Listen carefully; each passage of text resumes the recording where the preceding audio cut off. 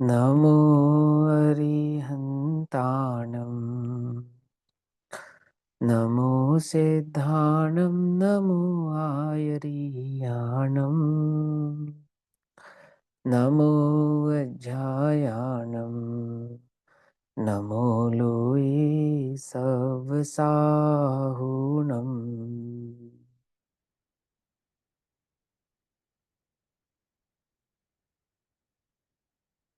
मङ्गलं भगवान् वीरो मङ्गलं गौतमो मङ्गलं कुन्दकुन्दार्त्यो जैनधर्मोऽस्तु मङ्गलम्। सर्वमङ्गल्यमाङ्गल्यं सर्वकल्याणिकारकम् प्रधानां सर्वधर्माणां जैनं जयतु शासनम्।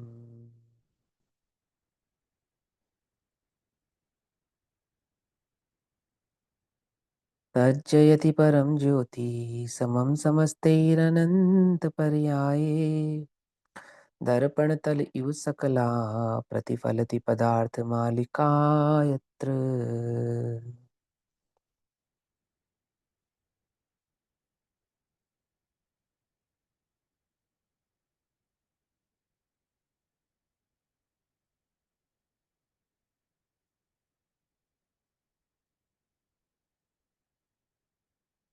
हमारा रात्रिकालीन स्वाध्याय का विषय चल रहा है आचार्य अमृत चंद्र देव द्वारा रचित श्री पुरुषार्थ सिद्धि उपाय।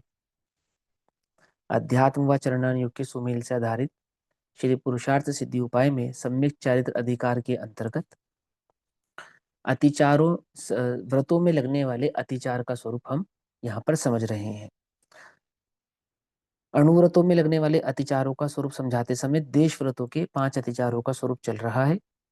189 189 नंबर का श्लोक है, पेज नंबर 212 212। श्लोक पढ़ते हैं। प्रेषयस्य संप्रयोजन्मानयं शब्दरूप विनिपातौ शैपोऽपि पुद्गलानां द्वितीयशीलस्य पंचैति। प्रमाण किए हुए क्षेत्र के बाहर दूसरे मनुष्य को भेजना, वहां से कोई वस्तु मंगवाना, शब्द सुनना, रूप दिखाकर इशारा करना और कंकड़ आदि पुद्गल भी फेंकना, इस प्रकार 5 प्रकार के अतिचार दूसरे नंबर के शील के अर्थात देशव्रत के कहे गए हैं। देशव्रत है ना, 4 प्रकार के, उसमें दूसरे नंबर का जो देशव्रत है उसके ये सब अतिचार कहे गए हैं। देखो एक बात समझो ध्यान से, अणुव्रतों के बाद लिए गया देशव्रत है ना, और उस देशव्रत के ये अतिचार है। तो वो प्रतिमा स्वरूप जो देशव्रत आदि भाव है, अणुव्रति है, पंचम गुण स्थानवर्ती जो जीव है, वो जब किसी व्रत आदि को ग्रहण करता है तो किस प्रकार के व्रतों का वहां पर पालना होता है उसका स्वरूप यहाँ पर बतला रहे हैं। ये कहते हैं स्वयं तो मर्यादित क्षेत्र के अंदर ही रहना। मर्यादित क्षेत्र अर्थात जो उसने मर्यादा अपने नियम अनुसार पालन की है या पाली है, जिनका नियम लिया है कि मैं 10 किलोमीटर 20 किलोमीटर 50 किलोमीटर 100 किलोमीटर के दायरे में से बाहर नहीं जाऊंगा, है ना, अथवा आमुक आमुक दिशाओं के बाहर नहीं जाऊंगा, अथवा आमुक शहर या आमुक देश के बाहर नहीं जाऊंगा। फिर उसमें भी और जो सीमा आदि ग्रहण कर लेते हैं, जैसे मुनिराज चतुर्मास के समय अपना एरिया कर लेते हैं ना, देश व्रत कर लेते हैं कि भाई मैं हम इतने एरिया से बाहर का गमन नहीं करेंगे, एक शहर से बाहर का गमन नहीं करेंगे, एक सिटी से बाहर का गमन नहीं करेंगे, या एक एरिया या एक मोहल्ले से बाहर का गमन नहीं करेंगे। उसको आप किलोमीटरों में भी माप सकते हैं, एरिया वाइज भी प्रमाण ले सकते हैं, और जैसी आपकी सुविधा हो, जैसा वह एरिया हो और जैसा आपके द्रव्य क्षेत्र काल भाव का योग बने, वैसा नियम हम धारण कर सकते हैं। उदाहरण के तौर पे जैसे मुनिराज चतुर्मास का नियम लेते हैं, एक स्थान पर रहने का या कुछ किलोमीटर के दायरे में रहने का, उसी प्रकार से तो जो मर्यादित आपने क्षेत्र किया है उससे बाहर नहीं जाना। अगर मर्यादा से आप बाहर चले जाते हैं बाय मिस्टेक, अतिचार है ना, अथवा कषाय की तीव्रता में चले जाते हैं तो अतिचार है, अथवा कोई ऐसा अनहोनी जैसा कार्य हो गया गुरु आ गया, गुरु ने बुला लिया, अथवा कोई विशेष कार्य आन पड़ा और जाना हो गया, तो वो सब क्या कहलाता है? वो सारा का सारा अतिचार भाव कहलाता है। परंतु स्वयं तो नहीं गए, पर नौकर चाकर को मर्यादा से बाहर भेज दिया, अपने अधीनस्थ किसी जीव को बाहर भेज दिया, अपने कार्य से किसी अन्य को बाहर भेज दिया, तो वह भी क्या है? दोष है। और मर्यादा से बाहर की कोई वस्तु है उसको मंगा ली, या किसी के अन्य के थ्रू मंगा ली, तो क्या है? वह अतिचार है। अथवा मर्यादा के बाहर शब्द करके, बोल करके अपना काम करवाया, ना तो किसी को भेजा है ना स्वयं गए, परंतु जो पहले से ही मर्यादा के बाहर था उससे अपना कार्य करवा लिया, ठीक है, या अपनी वस्तु मंगवा ली, तो क्या कहते हैं? ये भी एक प्रकार का अतिचार है। और मर्यादा के बाहर अपना रूप दिखाकर स्वार्थ साधन करना, माने इशारे से अपना कार्य को करवाना, कि हमने तो बोला नहीं, परंतु हमने इशारे से अपना काम करवाया, किसी ट्रिक से अपना काम करवाया, है ना, तो कहते हैं कि नहीं, वह भी क्या है? एक प्रकार का अतिचार है। और मर्यादा के बाहर कोई वस्तु इत्यादि फेंक कर अपना कार्य साध लेना, सो यह भी देशव्रत के 5 अतिचार हैं। पकड़ में कुछ लोग ऐसा करते हैं, देखो मैं समझाता हूँ। एक आसना करते हैं, एक आसना, तो एक आसना का क्या अर्थ होता है? एक आसन, यानी कि एक समय ऊनोदर अर्थात आधा पेट भोजन करना, ये एक आसना कहलाता है। बहुत साधारण शब्द समझा रहा हूं, बहुत साधारण बात। आधा पेट भोजन होता है, एक स्थान पर बैठकर होता है, इसको एक आसना कहते हैं। अब कुछ लोग एक आसना कैसे करते हैं? एक स्थान पर बैठ गए, ठीक, और दुनोदर कर लिया, दुनोदर मतलब गले तक भोजन कर लिया, फिर उसी स्थान पर बैठे बैठे सो गए, फिर 2-4 घंटे बाद उठे और फिर वहीं बैठे बैठे क्या करा? पानी पी लिया, दूध पी लिया, चाय पी ली, कुछ मंगा के खा ले, कि हमारा तो एक आसन है, हमने अपना आसन नहीं छोड़ा।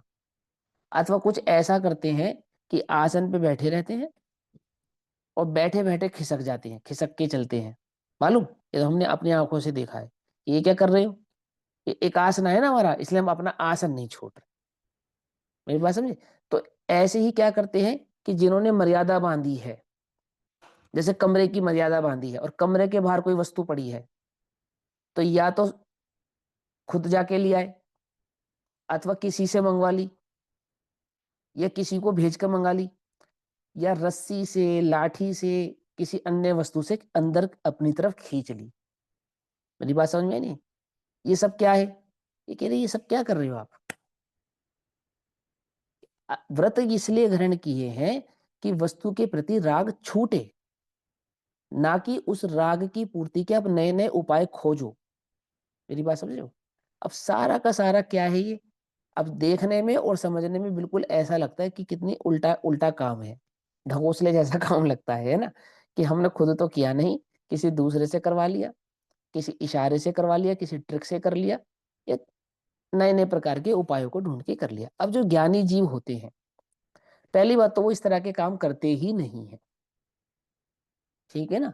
सम्यदर्शी जो जीव होते हैं, विवेकी जन होते हैं, सज्जन होते हैं, आगम में कुशल होते हैं, विवेक होता है उनको, प्रज्ञा शैनी उनके पास होती है, तो इस प्रकार के वो कार्य करते नहीं। कदापि ऐसी कोई स्थिति बन गई कि अणुव्रत है और इस प्रकार का कार्य करना पड़ गया, तब क्या होता है? तब ऐसी स्थिति में ये क्या कहलाता है? अतिचार कहलाता है। अब अतिचार कब कहलाता है? जब ज्ञानी के चित्त में, अंतरंग में इस बात का खेद वर्तता है कि मुझे ये कार्य नहीं करना चाहिए था और मैंने बेकार ही इस प्रकार के कार्य को किया। अब क्यों किया? अब वो कोई भी रीजन हो सकता है, सरकमटेंसेस हो सकते हैं, है ना, या उसके अंदर की कषाय की तीव्रता हो सकती है, उस समय कोई एक ऐसी बात हो सकती है जिसके कारण उसने उस प्रकार का कार्य को किया।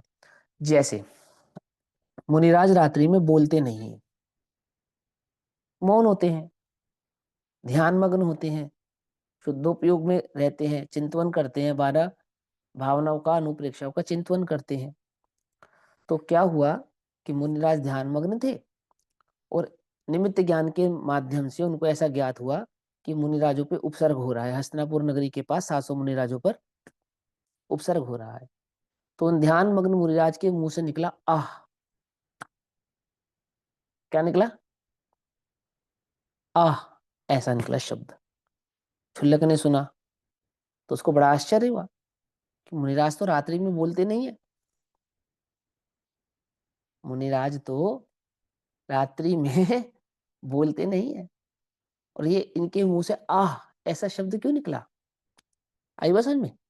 अब वो पूरी घटना घटती है, फिर वो पूछता है कि क्या हुआ, आदि आदि वो सारा घटनाक्रम होता है। अब यहाँ आओ पहले कि वो जो आह निकला ना, आह, वो क्यों निकला, जानबूझ के निकला, ऐसा तो नहीं है। बहुत तेज कषाय थी इसलिए निकला, ऐसा भी नहीं है। वो निमित्त ज्ञान से जो मुनिराजों का उपसर्ग जानने में आया, और उपसर्ग को जान के अंतरंग में जो करुणा भाव उत्पन्न हुआ, याद है ना। मैं उस उन धर्म को नमस्कार करता हूं।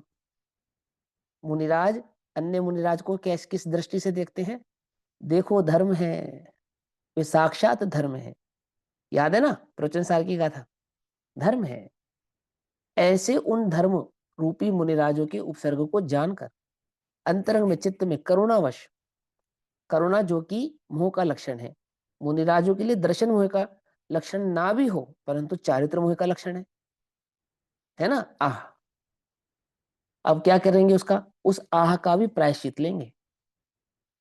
हमने जानबूझ के तो नहीं किया, गलती से निकल गया, अथवा वो तो करुणावश निकला है, अथवा वो तो अन्य मुनिराजों के उपसर्गों को जानकर निकला है। ऐसा होने पर भी क्या है, वो प्रायश्चित योग्य है। अब वो जो आ शब्द निकला ना, वो सरकमटांसिस है, मतलब अचानक से इस प्रकार का ज्ञान जानने में आया और अंतरंग में करुणा भाव उत्पन्न हुआ और वो आह ऐसा शब्द निकल गया। तो ऐसे ही ये तो मुनिराजों के साथ है जो अति सावधान है, अप्रमत्त अवस्था के धारी हैं। छठी सातवें गुण स्थान में प्रमत अप्रमत अवस्था के धारी हैं, और पंचम गुण स्थान तो है ही प्रमत अवस्था का गुण स्थान, अर्थात प्रमादी गुण स्थान। समझ में ही बात, नहीं समझ में। तो वहां तो इस प्रकार के जो दोष हैं लग सकते हैं, और उन लगे हुए दोषों का भी क्या होता है, प्रायश्चित होता है, वे करने योग्य होते नहीं है ना। वहां जो गृहस्थ जीवी है या ज्ञानी जन है, उनकी भी भावना तो ऐसी है कि प्रभु पे यह वरदान सुपाऊं, फिर जग कीच बीच नहीं आऊं। किसने लिखा ये भजन है, दौलत राम जी कह रहे हैं, फिर जग कीच बीच नहीं आऊं, प्रभु पे यह वरदान सुपाऊं, है। इस ऐसी भावना है उनकी तो। आगम के अभ्यास माहि पुनि, चित्त सदैव रमाऊं। क्या है भावना, आगम के अभ्यास माही चित्त सदैव रमाऊं, है ना। संतन की संगति तज के मैं, संतन माने संत पुरुष जो है, सज्जन पुरुष जो है, धर्मात्मा जो जीव है, संतन की संगति तज के मैं, क्षण एक कबहू नहीं जाऊं, यह वरदान सुपाऊं। ये गृहस्थ की भावना है, गृहस्थ की। समझ में आई बात है, समझ में। और ऐसे ज्ञानी गृहस्थों के जीवन में कदाचित होता है, होने योग्य नहीं है, सावधान है वो भी, होने योग्य नहीं है, होता है तो वह उसका प्रायश्चित आदि करते हैं, है ना।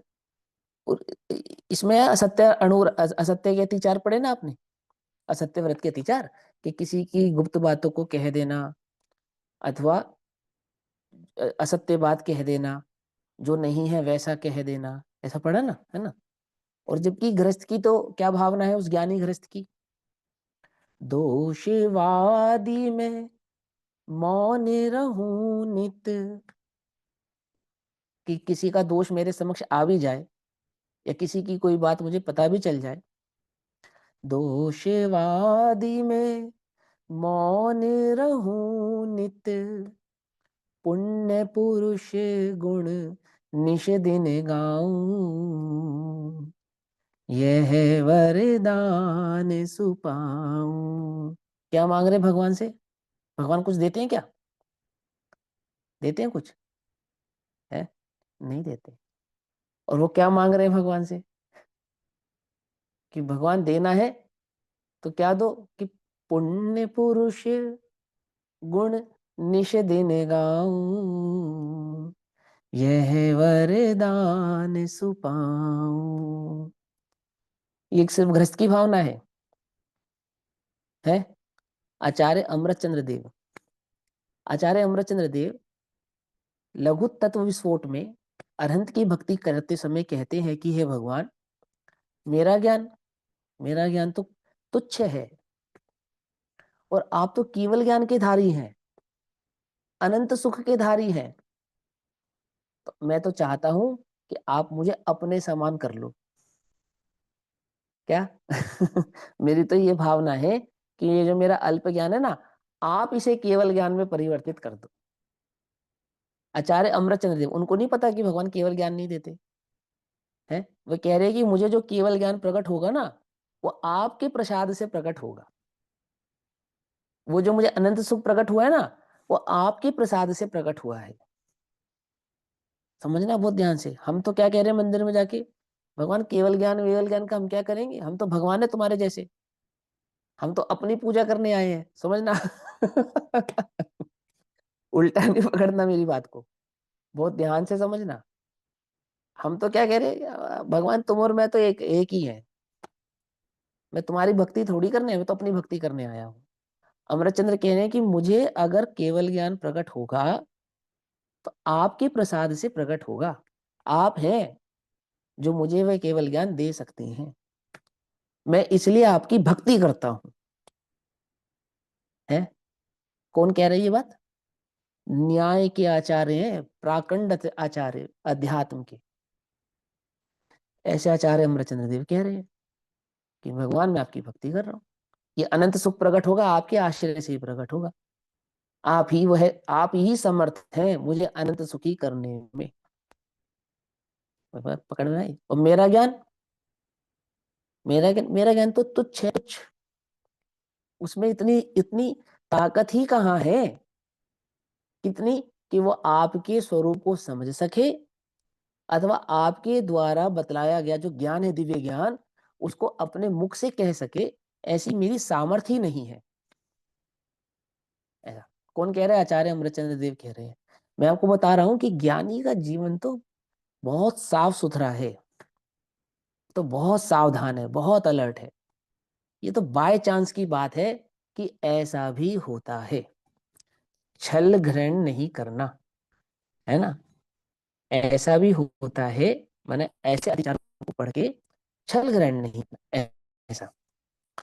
फिर क्या कहते हैं? 213 नंबर का पेज, 190 नंबर का श्लोक। अनर्थ दंड त्याग के 5 अतिचार कहते हैं। कंदर्पः कौतुकुच्चम, भोग नर्थकप्यपि च मोक्षैरम्, असमीक्षाधिकरणम, तृतीयशील पंचैति। अर्थात तीसरा जो शील व्रत है देश व्रतों में, उसमें ये 5 प्रकार के अतिचार होते हैं। कैसे? काम के वचन बोलना। काम के वचन बोलना माने इच्छाओं के, 5 इंद्रिय के विषय संबंधी वचनों को कहना, इसको काम का वचन कहते हैं। जिसमें पांचों इंद्रियों के विषयों से संबंधित इच्छा होती है, 5 इंद्रियों को सुख पहुंचाने वाला जो काम होता है, तो ऐसा इंद्रिय सुख का जो जो विषय कहा जाए कि मुझे अमुक प्रकार का संगीत पसंद है, अमुक प्रकार का स्वाद पसंद है, अमुक प्रकार की सुगंध पसंद है, अमुक प्रकार के चित्र पसंद है, और स्पर्शन इंद्रिय संबंधी अमुक अमुक प्रकार के स्पर्शन इंद्रिय के विषय पसंद है, ऐसे काम के वचन बोलना। अनर्थ दंड है, बेमतलब ही, लेना ना देना दो, और यूं ही बस 5 तरह के विषयों की बखान कर रहा है। समझे नहीं समझे? कि वो काम संबंधी वचनों को बोलना। भांड रूप अयोग्य काय चेष्टा करना। है? भांड रूप अयोग्य काय चेष्टा करना मतलब कि नाना प्रकार के चित्र विचित्र शरीर से ऐसे टेढ़े मेढ़े मुंह बनाना, अच्छा टेढ़े मेढ़े आव भाव बनाना, अथवा किसी को हंसाने वाला चेहरा बनाना, किसी को रुलाने वाला चेहरा बनाना। पकड़ में ही बात नहीं, पकड़ में। भांड रूप माने जैसे नाट्यकार नाटक में, नाटक जो जो ये नए नए प्रकार के रंगमंच पे कार्य करते हैं ना, जैसे आजकल के फिल्मी हीरो हीरोइन, इनको हिंदी में भांड कहते हैं। भांड समझ गए ना, मतलब वो नए नए प्रकार के जो चित्र विचित्र कार्य को करता हो, जैसे जोकर, तो उसको भी भांड कहते हैं। अथवा जो, इसको भांड शब्द ये इसलिए आया, पंचमेल हिंदी खिचड़ी में वेस्टर्न यूपी का शब्द है ये भांड, ठीक है ना, मूल हिंदी का शब्द नहीं है ये, वेस्टर्न यूपी का भांड। इसका अर्थ क्या होता है, जैसे पुरुष है तो स्त्री का रूप बनाकर आता है ना, तो पुरुष जो स्त्री का रूप बनाकर आया ना, बहरूपिया। वो, हाँ वो उसको कहते हैं भांड। तो मतलब वो जो है नहीं, वैसा वैसा चित्र वैचित्र या रूप स्वरूप बनाकर आना, ठीक। चाहे फिर वो कॉमेडी शो के नाम पे आए या किसी अन्य के नाम पे आए, किस भी, उसको भांड रूप वचन कहते हैं। तो कहते हैं ऐसा ऐसे शरीर से चेष्टा करना या अपने काया का इस प्रकार से प्रयोग करना कि जिससे अन्य को किसी प्रकार की कषाय उत्पन्न हो, हास्य रति शोक भय जुगुप्सा आदि आमुक आमुक प्रकार की कषाय आदि उत्पन्न हो, ऐसा कार्य कौन नहीं करता, ये जिसने अनर्थ दंड त्याग प्रतिमा ग्रहण की है, वो इस प्रकार के कार्य को करते नहीं है, ठीक। और कदाचित किसी कारणवश से कोई कार्य ऐसा किया, कैसा किया कि वो भांड रूप अयोग्य काय चेष्टा की, तो क्या है, वो अतिचार्य करने योग्य नहीं है, दोष है, दोष है, नहीं करनी चाहिए, है ना। तो देखो आजकल अब थोड़ा सा समझना है ना, कहते हुए भी डर लगता है। जैसे हम ऊंचे पद पे हैं, ऊंचे पद पर, ऊंचे पद पर है, जैसे हमने एक आमुक प्रकार की प्रतिमाएं धारण की है, पांचवी छठी सातवीं, ऐसे अणुव्रत धारण किए, एल्लक छुल्लक या मुनि अवस्था धारण की है ना। तो जो हमारे वचन होते हैं ना, वचन और हमारी जो काय चेष्टा होती है, वो बहुत धीर और गंभीर होनी चाहिए, जानबूझ के ना, सहज ही।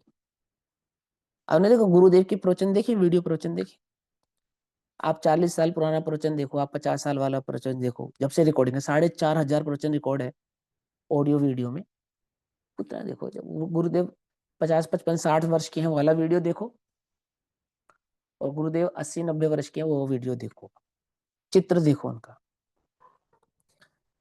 एकदम सौम्य और एकदम गंभीर मुद्रा, एकदम गंभीर। ऐसा तो नहीं गुरुदेव मुस्कुराते नहीं, ऐसा तो नहीं गुरुदेव हंसते नहीं, ऐसा तो नहीं है, लेकिन उनकी मुस्कान में और उनके हंसी में एक गंभीरता है। कौन है वो कहते हैं कि मैं तो अवरति श्रावक हूं। क्या कहते हैं वो, मैं तो अवरति श्रावक हूं, अवरति श्रावक, है ना। ये जो चेहरे बनाना, एक्टिंग करना, है ना, नई नई प्रकार की एक्टिंग करके लोगों को हंसाना, ये किसको शोभा नहीं देता, ये अणुव्रतियों को, महाव्रतियों को शोभा नहीं देता। चित्र विचित्र प्रकार की आवाजें निकालना, मेरी बात समझ में ही नहीं, ये किसको शोभा नहीं देता, ये अणुव्रतियों को शोभा नहीं देता। और यदि वे करते हैं, यदि व्रती जीव ऐसा कार्य करता है, तो क्या है, दोष है। आई बात समझ में। और आवाज बदल के कहना, चेहरा बनाकर बोलना, आ रही है बात समझ में, नहीं आ रही है। कौन नहीं करते, ये व्रती जीव ऐसा कार्य नहीं करते। हंसाए, हंसाने वाला काम ये मुनिराजों का काम है, हंसाए, है, व्रतियों का काम है कि हंसाए।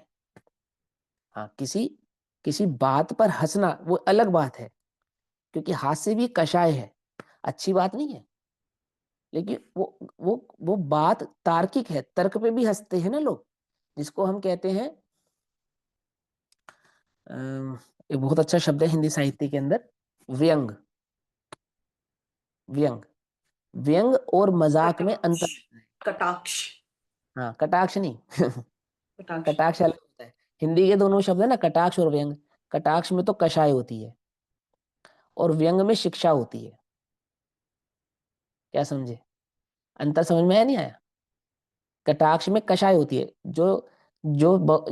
ननंद और भाभी खेलते हैं ना, वो कटाक्ष है। जो गुरु और शिष्य करते हैं ना, वो व्यंग है। क्या समझे? आई बात समझ में? व्यंग कैसा होता है? व्यंग में शिक्षा होती है। आपने कहावत सुनी होगी कि बेटी को कहना बहू को समझाना। समझे या नहीं समझे? अब हम हिंदी साहित्य तो पढ़ते नहीं ना, हमारे लिए तो मजाक, व्यंग और कटाक्ष ये सब एक अर्थवाची हो गए, एक एक लाइन में चले गए। एक एक थाली के चट्टे बट्टे नहीं है, अंतर है। कटाक्ष में कषाय है, व्यंग में शिक्षा है। समझे? और मजाक में उपहास है। क्या समझे? किसी को नीचा दिखाना है, उपहास करना है, तो मजाक। समझे? किसी को शिक्षा देनी है और उसको उसकी गलती भी बतलानी है, तो करेंगे व्यंग। समझे? और अपना अपना कषाय जतानी है, तो करेंगे कटाक्ष। आई बात समझ में नहीं समझ में? अंतर समझ में आता है या नहीं समझ में आता है? बहुत बड़ा अंतर है इनमें, लेकिन हमें तो सारे एक जैसे लगते हैं। कटाक्ष, व्यंग और वो मजाक एक ही श्रेणी में लगते हैं हमें। व्यंग बहुत गजब की चीज है। व्यंग आपको जगह जगह मिलेगा, पांचवें और छठे अधिकार में और सातवें अधिकार में। पंडित टोडरमल जी ने जिस शैली का प्रयोग किया है ना, वो व्यंगात्मक शैलियां हैं। समझ में आई बात नहीं समझ में आई? माने किसी बात को इस तरीके से कहना कि वो बात तो है गंभीर, पर वो आपको समझ में शिक्षा भी मिल गई, सहजता से समझ गए, और वो याद भी रह जाए। पकड़ में आई बात नहीं? पकड़ में आई नहीं? समझ में आई होगी तुम्हें? जितनी भी कहावतें हैं ना, कहावतें, जैसे जूता कितना भी मखमल का हो, सर पे नहीं पहनना चाहिए, सर पे नहीं रखा जाता है ना, ये कहावत है ना। क्या है ये व्यंग है। क्या है ये? इसे व्यंग कहते हैं। आती बात समझ में? नहीं समझ में आती? अच्छा, ये जो कूड़ा इकट्ठा करने आता ना हरिजन, इसको जमादार कहते हैं। ये कटाक्ष है। अब कहोगे भैया ये कैसे कटाक्ष है? देखो, जमादार किसको कहते हैं? खोया पाया विभाग का जो इंस्पेक्टर है, उसको उसको कहते हैं जमादार। हिंदी में, हिंदी डिक्शनरी खोलकर पढ़ना आप। खोया पाया विभाग का जो इंस्पेक्टर होता है, कलेक्टर कहते हैं उसको, कलेक्टर। कलेक्ट करता है चीजें, उसको कहते हैं जमादार। ठीक। अब जब गली में कोई कूड़ा मैला उठाने वाला आता था, तो उस पर कटाक्ष किया जाता था कि जमादार साहब आ गए। क्या समझे? समझे नहीं समझे? ऐसे आप अपने बच्चे से कहते हो, हाँ भैया तू तो बड़ा कलेक्टर हो गया। अब कोई ऐसी बात कहे, थोड़ी समझदारी वाली बात बोले, भले ही उसको उसका अर्थ ना मालूम हो, तो हम उसको क्या करते हैं? क्या भैया तू तो बड़ा कलेक्टर हो गया, लाड साहब, ऐसा ऐसा बोलते हैं ना। लाड साहब कहना, कलेक्टर कहना, ये सब कटाक्ष की श्रेणी में चले जाते हैं। कटाक्ष माने आप उसको ये बतला रहे हो कि तू इस लायक नहीं है, अथवा जो तेरा कार्य है, मानो तू अपने आप को कोई लॉर्ड समझ रहा है, माई लॉर्ड समझ रहा है, लैंड लॉर्ड समझ रहा है। मेरी बात समझ में आ रही है तो तू छोटा, पर तू अपना कार्य करके अपने आप को बड़ा समझ रहा है। आई बात समझ में? नहीं समझ में? है? ये जितने भी अपने को शब्द मिले, ये सारे के सारे कटाक्ष के शब्द हैं। और व्यंग क्या होता है? ये जितनी भी कहावतें हैं, चूहे को मिली हल्दी की गांठ और उसको लगा मैं पंसारी बन गया, ये कहावत है। सुना इसका मतलब क्या होता है मालूम? नहीं मालूम होगा तुम्हें कहावत का अर्थ। चूहा हल्दी खाता नहीं है, तो उसके काम की भी नहीं है। तो चूहा हर चीज कुतरता है ना, तो कुतरते कुतरते वो हल्दी की गांठ के पास पहुंच गया। अब वो उसके किसी काम की नहीं, खा तो सकता नहीं, चबानी तो उसको है नहीं, पर उसके पास आ गई। तो उसको क्या लगा कि मैं पंसारी बन गया, अर्थात मैं दुकानदार बन गया, चीजें बेचने वाला एक दुकानदार बन गया। तो वहां पे ये व्यंग दिया कि कोई छोटा व्यक्ति व्यापार करता हो किसी छोटी मोटी चीज का, और एटीट्यूड उसका ऐसा है कि मानो मैं कितना बड़ा व्यापारी हूं। समझे? तो उसके एटीट्यूड पर ये व्यंग किया गया कि भाई आप अपने कार्य को, जिस कार्य को आप कर रहे हैं, उस कार्य को पहले, उस कार्य की सीमा, है ना, उस करने का तरीका, आदि आदि भाव समझ लीजिए कि आप वह कार्य करने के लायक हैं या नहीं, आदि आदि ये सब बातें। अब मुझे तुम्हें व्याकरण नहीं पढ़ानी, पर मुझे तुम्हें समझाना है कि कटाक्ष अलग होता है, व्यंग अलग होता है, और मजाक उपहास अलग होता है। इन तीनों में भेद होता है, एक नहीं होते हैं ये। अगर एक होते तो अलग अलग शब्दों की आवश्यकता नहीं पड़ती। बात समझ में आ रही नहीं आ रही है? समृद्ध भाषा है ना संस्कृत और हिंदी, तो उसने हर कार्य के लिए अलग शब्द को रखा है, हर भावना को प्रकट करने का एक अलग शब्द है। समझ में आई बात? भाव को प्रकट करता है, वाच्य वाचक संबंध होता है, हमारी भावना का हमारे शब्दों के साथ संबंध होता है। आ रही है वो समझ में? है ना? तो ऐसे ही यहाँ पे समझा रहे हैं। कहाँ से उठी ये बात? कि हाँ, कि वो जो त्यागी होते हैं, व्रती होते हैं, जो मुनिराज होते हैं, श्रावक होते हैं, उत्तम श्रावक होते हैं, ज्ञानी श्रावक होते हैं, सज्जन श्रावक होते हैं, वो इस प्रकार के कार्य करते नहीं है कि वो पब्लिक को हंसाएं या उनका मनोरंजन करें या उनको अमुक अमुक प्रकार से कुछ चेष्टाएं कर कर दिखलाएं। उनकी वाणी, उनका जीवन और उनका बॉडी लैंग्वेज वो कैसा होता है? वो अति गंभीर होता है, उसमें सज्जनता झलकती है। समझ में आई बात? नहीं समझ में? उनका वो लेवल झलकता है कि हाँ ये जीव ज्ञानी है, गंभीर भाव झलकता है उसका। ठीक, तो यहाँ पे भी ये समझाते हैं कि वो भांड रूप अयोग्य काय चेष्टा करना। ब्रह्मचारी जी हो गए, अल्लक हो गए, छुल्लक हो गए, व्रती श्रावक हो गए, और चेष्टाएं कैसी हैं? चेष्टाएं कैसी हैं? वो भांड रूप अयोग्य चेष्टाएं है। चलते चलते बच्चे को छेड़ दिया, उसके सर पे मार दिया, उसका कपड़ा खींच दिया। समझ में ही बात? नहीं समझ में? किसी की वस्तु को यहाँ से उठा के वहां रख दिया, जेब में रख लिया, वो ढूंढ रहा है। ये सब कार्य अणुव्रती जीव नहीं करते। आई बात समझ में? नहीं समझ में? छेड़ दिया किसी को, समझ में आई बात? नहीं समझ में? है ना? या किसी का नाम रख दिया, नाम रख देते ना लोग, अटपटे से नाम रख देते हैं, उनकी पहचान बना देते हैं। तो ये सब काम कौन नहीं करते? ये सब ज्ञानी जन नहीं करते, सज्जन अणुव्रती जीव ये सारे कार्य नहीं करते। ये सब कार्य किस में आते हैं? ये भांड रूप अयोग्य काय चेष्टा में आते हैं। भोग उपभोग के पदार्थों का अनर्थक्य, अर्थात भोग उपभोग के जो पदार्थ हैं उनमें बेमतलब का जो परिणमन हो रहा है, मिसयूज आप कर रहे हैं, ऐसा मिसयूज ज्ञानीजन करते नहीं है। वाचालता, वाचालता माने बोलने की गंभीरता। तो गंभीरता नहीं होना बोलने में, वाचालता होना। वाचालता का मतलब होता है चाहे जैसे मर्जी शब्दों का प्रयोग करना, और चालाकी। चाहे, हाँ, वाचाल माने चालाक होता है।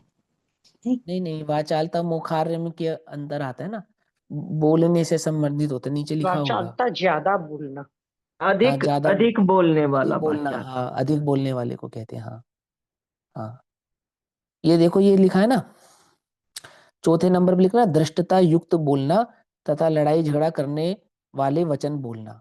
लिखा है ना नीचे फोर्थ नंबर पे टीका के अंदर, है ना? वाचालता संबंध संबंध से होता है। वाचालता माने अधिक बोलना, अधिक बोलना माने मर्यादाहीन बोलना, बोलने की मर्यादा नहीं होना, ऐसा। अब त्यागी व्रती लोग हैं और अपशब्दों का इस्तेमाल करते हैं। समझे नहीं समझे? अपशब्द, मंचों से अपशब्द बोल देते हैं। कितना फेमस होते हैं शब्द आजकल, तो मीडिया का जमाना है, सभी को पता है, कुछ भी बोलने का विवेक नहीं रखते। तो ये सारे शब्द क्या है? ये सब व्रतियों को, श्रावकों को, ज्ञानियों को, सज्जनों को बोलने नहीं चाहिए। ये अतिचार है। और विचार किए बिना कार्य करना, कार्य करने से पहले क्या करना? थोड़ा विचार ना कि ये कार्य मेरे करने योग्य है या मेरे करने योग्य नहीं है। बिना सोचे समझे कोई भी कार्य कर लेना, ये क्या है? ये अतिचार है। कदाचित ज्ञानी करते नहीं है, लेकिन कदाचित हो जाए उनसे, तो नहीं करने योग्य है। और इस प्रकार तीसरे शील अर्थात अनर्थ दंड रीति व्रत के भी ये 5 अतिचार हैं। राग भाव से हास्य सहित भांड वचन बोलना। समझ में बात? भांड वचन बोलना माने डबल मीनिंग बातें बोलना। पकड़ में ही बात, डबल मीनिंग समझ गए ना? अब तो एकदम सिंपल सी बात है। तो उसको कहते हैं राग भाव से, अंतरंग में कषाय भाव है, राग भाव है, काम भाव है, और उससे हास्य सहित मुस्कुराकर, हंसकर, मजाक में और भांड वचन बोलना, माने डबल मीनिंग बातें कहना। क्या है ये योग्य नहीं है व्रतियों के लिए, श्रावकों के लिए, ज्ञानी सज्जन जीवों के लिए। ये अच्छी बात नहीं है, और कदाचित बोली जाए तो अतिचार है, गलत किया, नहीं बोलना चाहिए, तुरंत उसका अति प्रतिक्रमण करना चाहिए, है ना? हास्य वचन सहित काय की कुचेष्टा करना। अब जैसे भाण वचन बोले वैसे ही आव भाव या इशारा प्रस्तुत किया। आती है बात समझ में? नहीं समझ आती है तो क्या है, ये कुचेष्टा करना नहीं चाहिए। आजकल तो जेन जी जनरेशन है, सब समझते हैं, गालियां मुंह से बोलकर भी दी जाती है और हाथ के इशारों से भी दी जाती है।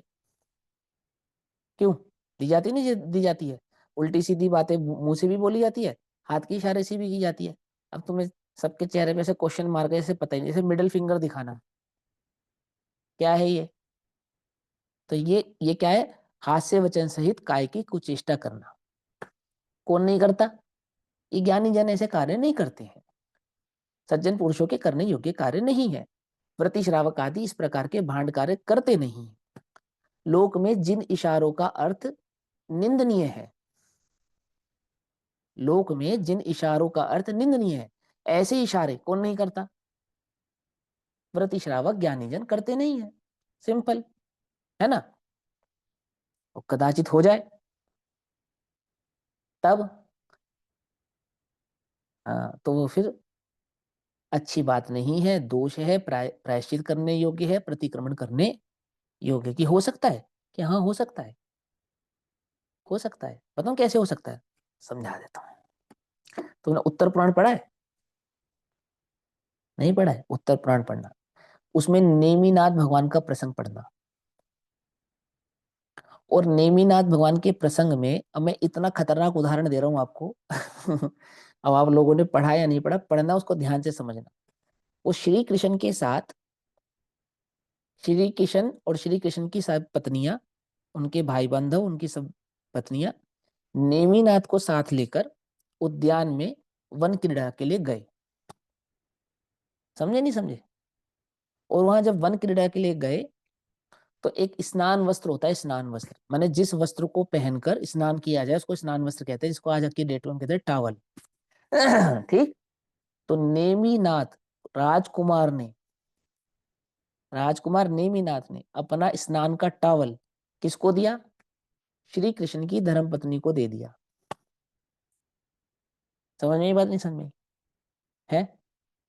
और वो अयोग्य कार्य है जो उन्होंने किया। अब मेरी ये बात सुनेंगे सब, कहेंगे भैया क्या तीर्थंकरों की भी बात आप ऐसे कहते हो, वो तो करते नहीं, ऐसा नहीं। आप पढ़ लेना उत्तर पुराण, पढ़ लेना, खोल के पढ़ना पहले ध्यान से, उस प्रसंग को बड़ी सावधानी से, तो फिर मुझसे चर्चा करना। और श्री कृष्ण ने उसका क्या अर्थ निकाला मालूम?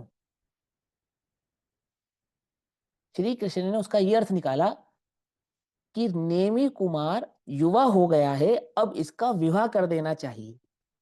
अब बोलो किससे अर्थ निकाला उसने ये बात का? कि उसने अपना स्नान का टावल, नहाने का वस्त्र श्री कृष्ण की धर्म पत्नी को दिया। इस बात से श्री कृष्ण, उसने श्री कृष्ण को बताया, रुक्मणी ने या शायद सत्यभामा ने ये बात श्री कृष्ण को बताई। तो श्री कृष्ण ने ये अर्थ निकाला कि ओहो, अब नेमी युवा हो गए हैं, इनका विवाह कर देना चाहिए। अब तुम क्या समझे? सत्यभामा ने। है सत्यभामा ने, हाँ। ये ऐसा ज्ञान यू के, वो पता है क्या है, करना नहीं चाहिए, ऐसा कार्य करना नहीं चाहिए। किसको नहीं करना चाहिए? अणुव्रतियों को नहीं करना चाहिए, सज्जनों को, व्रतियों को, श्रावकों को, सम्यक दृष्टि जीवों को ऐसा कार्य नहीं करना चाहिए। आई बात समझ में? कितना छोटा सा काम है, वो कह रहे इतने सावधान है, नहीं करना चाहिए। अतिचार है, दोषपूर्ण है, अनर्थ दंड में आता है ये। ठीक। चलो भैया, प्रयोजन से बहुत अधिक भोगोपभोग सामग्री को एकत्रित करना है। फिर आगे क्या कहते हैं? धृष्टता युक्त बोलना तथा लड़ाई झगड़ा करने वाले वचन बोलना। ना कूटनीति कहते हैं जिसको, माने ऐसे शब्द बोलना कि हमने तो कुछ कहा भी नहीं और झगड़ा भी हो जाए, है ना। माने ऐसा कोई एक वाक्य कह देना कि सामने वाले के तन बदन में आग लग जाए, समझ रहे बात नहीं समझ में, अथवा दो लोगों के बीच में झगड़ा करा देना राजनीति खेलकर, तो ये सब कार्य करने योग्य है क्या? करने योग्य नहीं है। इसको धृष्टता कहते हैं, धूर्तता, है ना।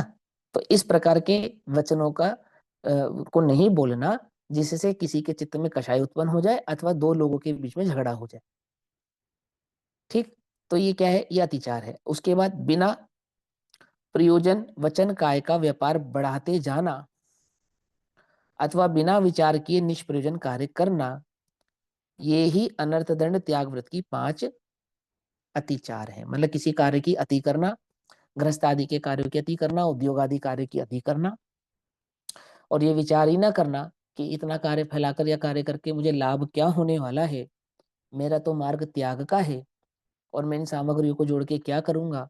इस प्रकार के विचार को भूल, माने इस प्रकार के विचारों का विस्मृत हो जाना कुछ समय के लिए, तो ये क्या है? यह भी एक प्रकार का अतिचार है, नहीं करने योग्य है, और जैसे ही ज्ञात हो तो छोड़ देने योग्य है। अधिक कार्य करने की आवश्यकता नहीं। अधिक कार्य मतलब इस प्रकार के कार्य जो संसार को बढ़ाने वाले हों। इस प्रकार अनर्थ दंड त्याग व्रत के 5 अतिचार कहे जाते हैं। अब 191 नंबर का श्लोक है जिसमें सामायिक शिक्षा व्रत के 5 अतिचार कहे जाते हैं। सामायिक शिक्षा व्रत के 5 अतिचारों में क्या कहते हैं? वचन मनः कायानां दुः प्रणिधानं तत्वान् त्वनादर्शश्चैव स्मृत्यनुपस्थान्युताः पंचैति चतुर्थशीलस्यै।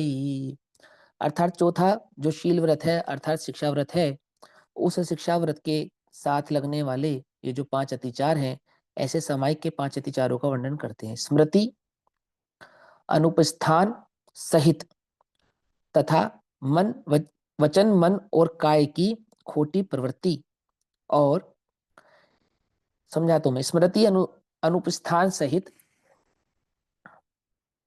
वचन मन और काय की खोटी प्रवृत्ति, अनादर, इस प्रकार चौथे शील अर्थात सामायिक व्रत के 5 अतिचार कहलाते हैं।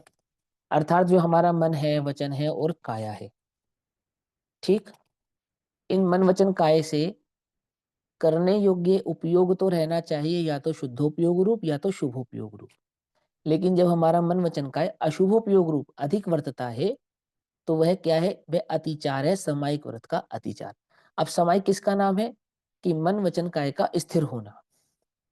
कहाँ स्थिर होना? कि आत्मा के आश्रय से, शुद्धोपयोग के आश्रय से, अथवा अधिक से अधिक शुभ भाव के आश्रय से स्थिर होना, अर्थात शुभ भाव रूप प्रवृत्ति होना या शुद्धोपयोग रूप प्रवृत्ति होना। तो मन वचन काय की जो प्रवृत्ति है हमारी, वो शुद्धोपयोग और शुभोपयोग रूप तो नहीं हो रही सामायिक के काल में, स्वाध्याय के काल में, अन्य काल में, और बहुत अधिक इधर उधर भटक रहा है या अन्य कार्यों में लगा हुआ है, तो वह अतिचार है। जैसे वचन का दुरुपयोग करना, अर्थात सामायिक करते समय मंत्र का उच्चारण अथवा सामायिक पाठ का उच्चारण ठीक से नहीं करना। समझ में बात नहीं? समझ में? स्वाध्याय करते समय, पूजा करते समय, सामायिक करते समय जो मंत्र आदि हैं या जो पाठ आदि हैं उनका उच्चारण बहुत जल्दी जल्दी कर देना, काम चलाऊ रूप से कर देना, है ना, अथवा ऐसा करने से बोझ हो ऐसा कर देना, तो ऐसा नहीं करना चाहिए। बड़े शांति से और अच्छे शब्दों के साथ उसका उच्चारण करना चाहिए। पकड़ में ये बात? नमः नमः नमः नमः, ऐसे ऐसे नहीं करना चाहिए। अथवा जैसे हम लोग पूजा पढ़ते हैं ना, स्वाहा स्वाहा, ऐसे, तो ऐसा नहीं करना चाहिए। या भक्तांबर पढ़ते हैं लोग, 5 मिनट में भक्तांबर पढ़ लेते हैं, अपने को तो समझ में नहीं आता कैसे पढ़ लेते 5 मिनट में भक्तांबर, नहीं समझे। या कोई माला फेरते हैं तो एक माला 2 4 5 मिनट में फेर लेते हैं। देखो मैं बताऊं, मैं 3 बार नमोकार मंत्र पढ़ता हूँ जहाँ 9 बार पढ़ना होता है, क्योंकि वो अपना तो 3 भी पूरा नहीं होता, लोगों का 9 हो जाता है। क्या समझे? समझे नहीं समझे? आपने देखा भी होगा, नोटिस भी किया होगा, कक्षा पूरी करने के मैं 3 बार नमोकार मंत्र पढ़ता हूँ, मैं नहीं पढ़ता 9 बार। भाई आपके पास समय थोड़ा है तो 3 बार पढ़ लो ना, मत पढ़ो ना 9 बार। और नो करने के चक्कर में उसका अनर्थ मत करो। ऐसे ये गाड़ी नहीं चल सकती भाई अपने से, है ना।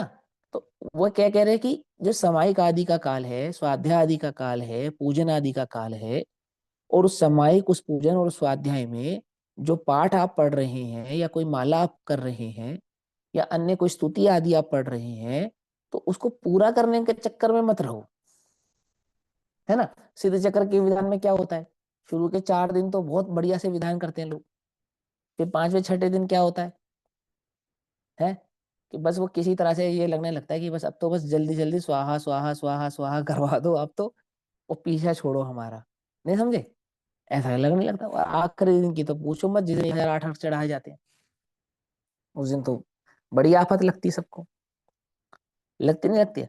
अब वो विधान तो बहाना है भगवान की भक्ति करने का, अपने उपयोग को अशुभ से हटाकर शुभ भाव में लगाने का, अथवा सिद्धों के स्वरूप का, उनके गुणानुवाद करने का, उनकी भक्ति करने का, उनके द्वारा बतलाए गए तत्वादि का विचार करने का। अब वो सब तो नदारद है, वो तो सब गायब है, वो तो सब है ही नहीं, वो एक रूढ़िवादी बन गई है बस। वो सब करते हैं तो हम भी करते हैं। तो कहते हैं कि जो वचन का दुरुपयोग करना, वचन का दुरुपयोग कैसे होता है। अब अनर्थ दंड में तो बतला दिया कि भांड शब्द नहीं बोलना, अनर्थ बातें नहीं बोलना, सत्यानुव्रत में भी बतला दिया, है ना, झूठ नहीं बोलना, आदि नहीं बोलना। लेकिन आप अपने वचनों का जो सही सही भाव बोल भी रहे हैं, अगर उनका सही उच्चारण नहीं कर रहे हैं, साफ बात नहीं कह रहे हैं, या अधूरा कह रहे हैं, या जल्दी जल्दी पूरा करने के चक्कर में है, तो वो क्या है, तो वह है ये दुरुपयोग, वचन का दुरुपयोग। तो ये क्या है, ये ठीक नहीं है, इसको अतिचार कहते हैं। अज्ञानी के जीवन में तो होते ही है, कदाचित अगर ज्ञानी के जीवन में भी हो तो नहीं करने योग्य है, ठीक से नहीं करना, या पढ़ने में कई बार अशुद्धियां हो जाती हैं, है ना, जानबूझ के नहीं की पर हो गई। तो वो जो अशुद्धियां है ना, बिन जाने व जान के रही टूट जो कोई, तुम प्रसाद से परम गुरु सो सब पूर्ण होए। पढ़ते नहीं, पूजन विधि जानू नहीं, नहीं जानू आह्वान, और विसर्जन हूं नहीं, क्षमा करहु भगवान। वो प्रतिक्रमण है एक प्रकार का, कि पूजा आदि तो मैंने भाव से, भक्ति से, समझदारी से ही की है, अगर की है तो भी बिन जाने या जान के, कुछ गलतियां तो ऐसी होंगी जो मेरे जानने में नहीं आई होंगी, पर कुछ गलतियां ऐसी भी हैं जो मेरे जानने में तो आई, पर मैंने उनका सुधार नहीं किया।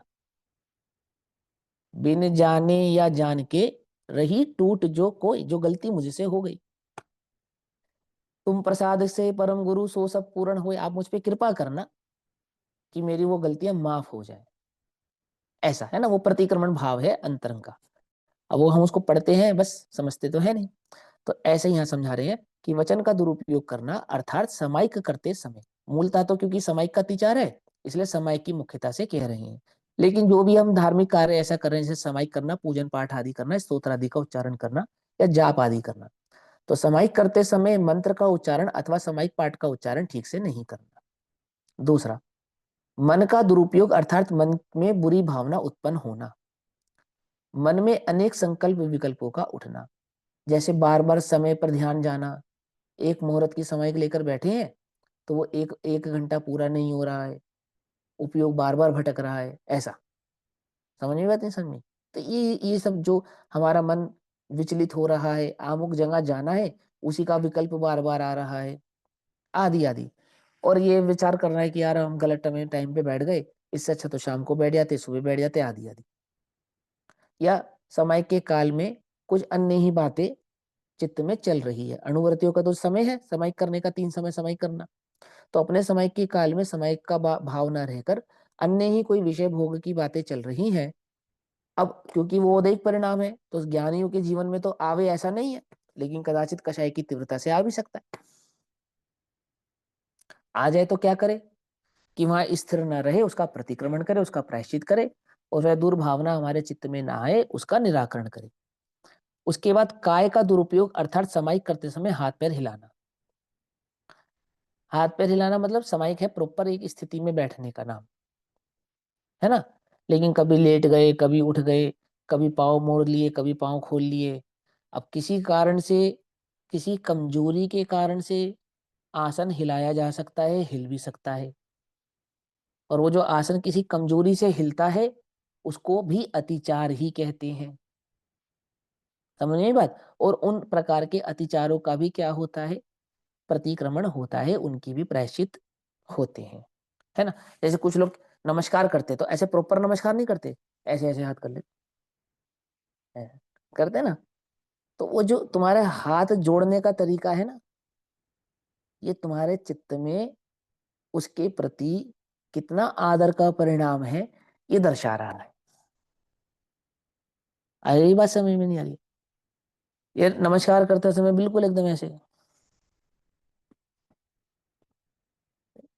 कुछ लोगों का भगवान को नमस्कार करने का तरीका भी ऐसे होता है, अष्टांग पंचांग आदि नमस्कार जो करते हैं उनमें भी ऐसी तरीके करते हैं। अथवा पूजा की थाली में 2 अर्घ चढ़ाए, 4 अर्घ नहीं चढ़ाए। समझ नहीं बात? ऐसे ही समायिक आदि करते समय कभी लेट गए, कभी उठ गए, कभी बैठ गए, कभी पांव फैला लिए, कभी कमर टिका ली, कभी कुछ कर लिया। तो ये सब कार्य करने योग्य नहीं है। अब कमजोरी से भी हो सकते हैं, बीमारी के कारण भी हो सकते हैं, शरीर की अस्वस्थता के कारण भी हो सकते हैं, लेकिन तो भी वे अतिचार ही कहलाते हैं। समझ में मत नहीं? समझ नहीं, करने योग्य है, करने योग्य नहीं है। हो तो क्या करें?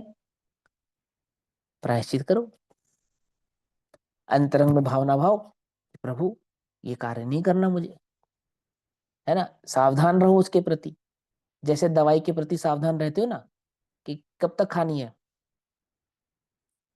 कब तक खानी है, ये भी पूछने का परिणाम यही है कि कितनी जल्दी मैं छोड़ दूं। रोग है जब तक। समझे? हाँ, कि डॉक्टर साहब कितने दिन दवाई लेनी है, इसका क्या मतलब है?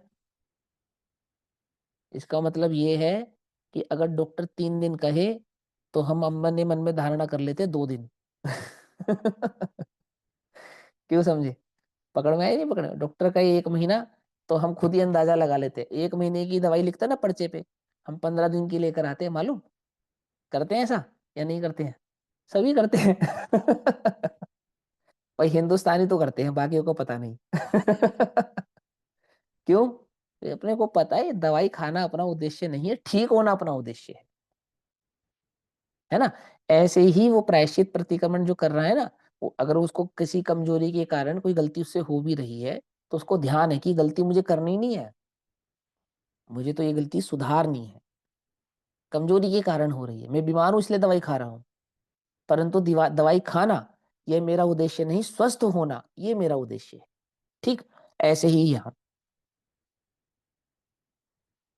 काय का दुरुपयोग, अनादर अर्थात आदर पूर्वक नहीं करना, है ना। बेकार समझकर उसे जैसे तैसे पूरी करने की इच्छा करना, पढ़ते समय भी, समायिक आदि करते समय भी, स्वाध्याय करते समय भी। अब पहले तो रस के साथ शास्त्र शुरू किया और संकल्प ले लिया कि पूरा ही करेंगे, तो 2-4 पाठ तो बहुत अच्छे से पढ़े, अब उसके बाद अब रस नहीं आ रहा, मजा नहीं आ रहा, अब पढ़ना तो पड़ेगा। तो कैसे पढ़ रहे हैं? जैसे भक्तांबर के शुरू के 8-10 श्लोक तो बहुत अच्छे से मनोभाव से पढ़े, और फिर बाद में फिर वो खाना पूर्ति होने लगी, फटाफट फटाफट उसको पूरा करने लगे। तो ये सब करने योग्य नहीं है। और स्मृत्युनिष्ठ स्थान अर्थात एकाग्रता ना होने के कारण पाठ भूल जाना, ये सब समय के शिक्षा व्रत के 5 अतिचार हैं। अब प्रमाद के कारण भी भूले जाते हैं और स्मृति की कमी के कारण भी भूले जाते हैं। मालूम, हम कई बार मंगलाचरण भूल जाते हैं, डेली पढ़ते हैं मंगलाचरण, डेली डेली पढ़ते हैं, लेकिन भूल जाते हैं, कभी कभी ऐसा हो जाता है। तो कैसे भूल गए हम वो? है अतिचार है। अब इससे अंदाजा लगा लो, हमने जानबूझ के तो नहीं किया ना, हमारे मन में कोई कषाय तो नहीं थी ना, लेकिन हो गया। अब क्या करें? अच्छी बात नहीं है, प्रायश्चित करने योग्य है, प्रतिक्रमण करना चाहिए, और अंतरंग में अलर्ट रहना चाहिए कि हम फ्यूचर में उसको ना भूलें। क्योंकि कहीं ना कहीं उपयोग, चाहे हमारे ज्ञान का विषय बना है चाहे नहीं बना है, कहीं ना कहीं उपयोग डिस्टर्ब है, तो ही ऐसा हुआ है। समझे? अब जब तुम्हारा उपयोग बहुत अच्छे से शांत होता है, उस दिन स्वाध्याय बहुत अच्छा लगता होगा, और जिस दिन उपयोग नहीं लगता, उस दिन उस दिन मालूम ही चल जाता है, कभी वीडियो ऑफ होगी, कभी तुम इधर भागोगे, कभी उधर भागोगे, कभी बैठोगे, कभी जाओगे, तो हमें समझ में आ जाता है कि आज तुम्हारा उपयोग नहीं लग रहा है। पकड़ में ही बात? नहीं पकड़ में? तो क्या कहते हैं, ये सब क्या है? ये सब सामायिक के स्वाध्याय आदि के अतिचार हैं, होने योग्य नहीं है, ज्ञानी के जीवन में होते नहीं है, कदाचित हो तो वे प्रतिक्रमण प्रायश्चित करने योग्य है, दोष है, छोड़ देने योग्य है। सामायिक में मन वचन काय तीनों की एकाग्रता की अत्यंत आवश्यकता है, क्योंकि सामायिक के अतिचार है, इसलिए सामायिक में इन तीनों की अति आवश्यकता है कि तीनों एकाग्र रहें, और इन तीनों को वश किए बिना सामायिक हो नहीं सकती। तो अतः इन्हें अवश्य ही वश में करना चाहिए। बहुत स्थूल वचन है, सूक्ष्मता से विचार करें तो यदि उपयोग स्वभाव सन्मुख हो, स्वभाव के आश्रय करता हो, अपने आत्मा का रुचि करता हो, तो वह उपयोग बाहर में कहीं जाता नहीं है। वास्तव में तो उपयोग की एकाग्रता ही मन वचन काया की एकाग्रता है। अब वो उपयोग नहीं समझ में आए तो वो मन वचन काया से समझाते हैं कि अपने उपयोगों को समय के काल में आत्मा में लगाना, आत्मा में नहीं लगा तो भक्ति में लगाना, भक्ति में नहीं लगा तो मंत्र आदि के पाठ में लगाना, यानी जाप आदि में लगाना, और जाप आदि में भी ना लगे तो स्वाध्याय में लगाना। समझ में बात नहीं? समझ में? अन्य किसी जगह पे लगाने योग्य नहीं है, ठीक है ना? तो और होता है तो वो दोष है, वो नहीं करना चाहिए, और अगर आप करते हो तो आपको उसका प्रायश्चित और प्रतिक्रमण करना चाहिए, क्योंकि ज्ञानियों के जीवन में तो यदि ऐसा दोष लग जाए तो वह उसे दोष मानकर छोड़ने का ही प्रयास करते हैं, ऐसा।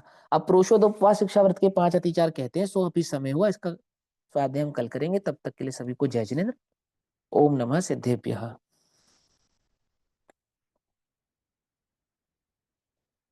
निज निधि निज में बताई यह अनंत उपकार है, उसके लिए जिन वाणी माँ को वंदना शत बार है। नमो हरिहंताण।